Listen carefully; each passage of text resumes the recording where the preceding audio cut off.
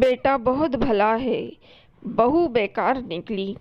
लो माँ आम, 2 किलो बादामी और 3 किलो दशहरी और केसर पिस्ता कुल्फी। अच्छा किया बेटा जो ले आया। जा आम को पानी की बाल्टी में डाल दे और कुल्फी फ्रीज़र में रख दे। सविता जी खिलखिलाते हुए बोली।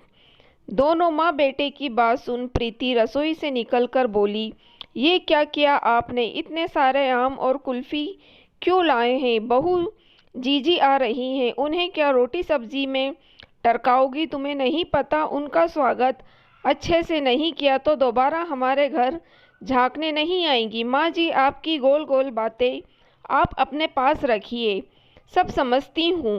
प्रीति चिड़चिड़ाते हुए बोली। बहू तुम बहुत ज़्यादा बोलने लगी हो, ज़रा कम बोला करो। मेरे बेटे को तो कोई समस्या नहीं, मेरे लिए हर चीज़ लाकर देता है। एक तुम हो जो मेरे खाने पर नज़र रखती हो। अपनी सास की बात सुन प्रीति बड़बड़ाते हुए वापस खाना बनाने रसोई में चली गई। उसके पीछे सौरभ भी रसोई में पहुंचा। क्या हुआ, इतना नाराज़ क्यों हो? अरे आपको नहीं पता, सब परेशानियों का सामना तो मुझे करना पड़ता है। आप तो बस सामान लाकर रख देते हैं और एक आदर्श संस्कारी बेटे बन जाते हैं। अरे बुआ जी के लिए मंगाया है तो मैंने कैसे मना कर दूं? सौरभ ठहरा अपनी माँ का आज्ञाकारी पुत्र, जो माँ कहती वह लाकर दे देता, मगर इसका परिणाम बेचारी बहू प्रीति को भुगतना पड़ता। आइए जानते हैं कैसे। सास सविता जी खाने पीने की बहुत शौकीन हैं। तरह तरह के तेल मिर्च मसाले की सब्जी के साथ उन्हें सलाद, दही, अचार, पापड़ और फल हमेशा चाहिए होते हैं। मगर उम्र बढ़ने के साथ साथ उन्हें कई तरह की बीमारियां लग गई हैं। बीपी, शुगर हमेशा बना रहता है, साथ ही एसिडिटी, खांसी भी चलती, कभी कभी दस्त भी लग जाते। इसलिए 68 की उम्र में कुछ परहेज करना भी ज़रूरी हो गए हैं। मगर वे की मानती नहीं और जब भी मौका मिले छुपकर लड़ झगड़ कर कुछ खा लेती। इतना ही नहीं, मंदिर जाने के बहाने हलवाई की दुकान पर जलेबी, गुलाब जामुन तो कभी समोसा, पकौड़ी, चटनी भी खा लिया करती, जिसके नुकसान प्रीति को भुगतना पड़ते। ये तो रही घर की बात। वे अपनी बहू को बदनाम करने के लिए आस पड़ोस में जाकर भी उन लोगों से खाना मांगकर खा लेती, ये बोलकर के बहू उन्हें कच्चा उबला खाना खाने को देती है। फिर घर आकर एसिडिटी, खट्टी डकार की शिकायतें करती, तरह तरह की दवाइयाँ खाती। उनका मन इतने में भी नहीं भरता तो वे फ़ोन पर रिश्तेदारों से यह बोलती कि बहू पूरा दिन अपने में लगी रहती है, उनका कोई ध्यान नहीं रखती, खाने को भी ढंग से नहीं देती। बेटा तो बहुत भला है, बहू बेकार निकली। तो जब जिसको मौका मिलता प्रीति को सुनाकर चला जाता कि तुमको शर्म आनी चाहिए, अपनी सास की सेवा करो तो मेवा मिलेगी। ऐसा बोल सब अपने रास्ते चल देते, पर कभी किसी ने प्रीति का पक्ष सुनने की कोशिश नहीं की कि सास के लिए सब कुछ करने के बाद भी उसका नाम बदनाम ही रहता है। दोपहर तक शीला बुआ घर आ जाती है। कुछ बातचीत के बाद खाना खाने बैठी तो बुआ जी की थाली में दाल, मसाला, बैगन, सब्जी, रायता, अचार, पापड़, सलाद रखा हुआ था और सविता जी की थाली में दाल, रोटी, चावल, पापड़, सलाद। बस जिसे देखकर मैं फिर भुनभुनाने लगी, देखा जीजी कैसी थाली देती है मुझे। कोई बाहर का आ जाए तो दिखावे के लिए 56 भोग बनाती है, पर मुझे नहीं देती। कहते हुए उनकी परोसी थाली में से थोड़ा सा अचार और सब्जी खुद भी खा लेती हैं। हाँ भाभी आप सही कह रही हो, कहते हुए शीला बुआ थाली चट कर जाती हैं। अरे बहू जरा आम तो काट कर लाओ बुआ जी के लिए। अब यहाँ खड़ी हमारा मुंह क्या देख रही हो, शांति से खाना खाने दो। बुआ जी के लाया आम में से खुद भी खा लियाती हैं। देखो जीजी अपने कैसे मेरे खाने पर नज़र गड़ा कर रखती है कि कहीं गलती से मैं एक दो कोर खा ना लूँ। हाँ भाभी बिल्कुल सही कह रही हो। घर में खाना खाने के बाद सब आराम कर रहे थे, मगर सविता जी बरामदे में टहल रही थी, उन्हें एसिडिटी बन रही थी। बहू से बोलकर इनो और दवाई ली। देखो माँ जी मैंने आपसे कहा था ना, आप अचार और सब्जी मत खाइए। अब तो रही है ना आप परेशान। अरे बहू थोड़ा खाने से कुछ नहीं होता, तुम तो कुछ ज़्यादा ही पीछे पड़ी रहती हो मेरे। बोलकर अपने कमरे में चली गई। फिर भी उन्हें बेचैनी बनी है। शाम के खाने में भी परहेज का खाना खाने की बजाय मसाले वाला खाना खा लिया। ऊपर से बुआ जी के साथ बैठकर कुल्फी के लुफ्त भी उठाए। अगले दिन भी आम और मिठाइयाँ खाती रही।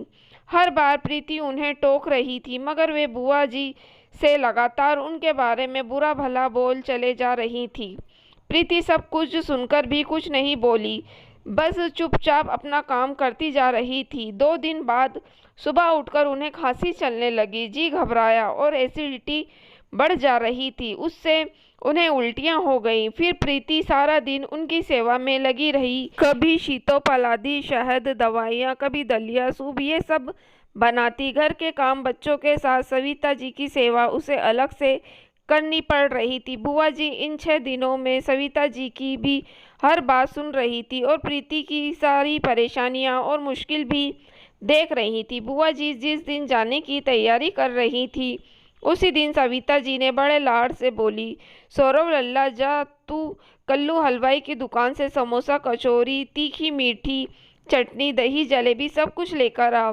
रुक जा लल्ला, मुझे कुछ नहीं खाना। प्रीति बहू, भाभी के लिए 2 दलिया बनाया है, वही लाकर दो, मैं वही खाऊंगी। अरे जीजी, कैसी बातें करती हो आप? क्या ये परहेजी दलिया खाओगी? आप तो बढ़िया समोसे के मज़े लो ना भाभी। ऐसे मज़े हमें ना लेने जिससे हमारे साथ वालों की परेशानियां बढ़ जाए। और आपको तो आपकी बहू की तकलीफ़ दिखाई नहीं देती, पर उसको अपनी तकलीफ़ बहुत अच्छे से समझ में आती है, इसलिए वह आपको रोका टोकी करती है खाने पीने में, मगर आप है उसी का नाम बदनाम किए जा रही हैं।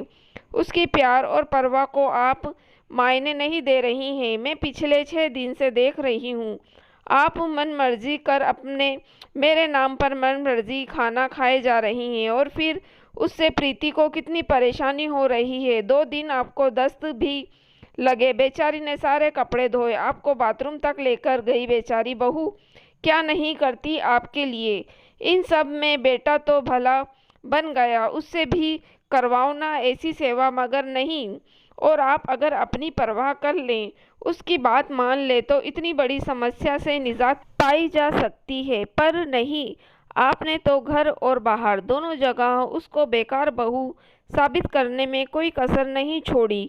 और तो और मैंने देखा है, आपने अपने लिए वो ये खिचड़ी दाल दलिया ही बनाकर खाती है, ताकि आपको ऐसा ना लगे कि आप अकेली ही ऐसा खाना खा रही हैं। फिर भी आपको उस बच्ची पर तरस नहीं आता। छोटे बच्चे हैं उसके, उनकी देखभाल की जिम्मेदारी भी उसकी है। ऊपर से आप बच्चों से भी ज़्यादा उसे परेशान करती हैं। भाभी, अब आम इमली खाने के ज़माने गए। थोड़ा अपनी जीभ पर काबू रखोगी तो खुद की सेहत सही रख पाओगी। प्रीति को शैला बुआ की ये उम्मीद नहीं थी कि वे उसका पक्ष लेंगी। उनकी आंखों से भी आंसू झर रहे थे। अपनी ननद की बात सुन सविता जी बोली, जीजी आप सही कहती हैं, मैं भी कहाँ इस बुढ़ापे में बचपना कर बैठी हूँ। मुझे सच में अपनी चटोरी ज़बान पर काबू रखना चाहिए और यह सोचना चाहिए कि बेटा तो सब लाकर देता है, पर बहू को कितनी परेशानियों का सामना करना पड़ता है।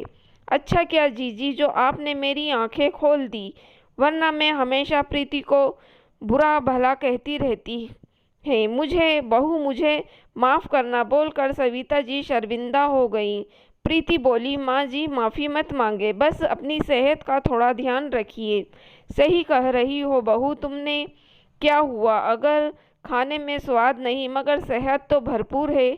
जी मेरी बहू केरी की तरह खट्टी है तो पके आम की तरह मीठी भी है। आज से तू जैसा कहेगी मैं तेरी हर बात मानूंगी, बोल अपने बहू को गले लग गई। दोस्तों, अगर आपको कहानी पसंद आई हो तो प्लीज़ आप मेरे चैनल को सब्सक्राइब ज़रूर कीजिएगा और मेरी वीडियो को लाइक और शेयर भी ज़रूर कीजिएगा। Thank you for watching.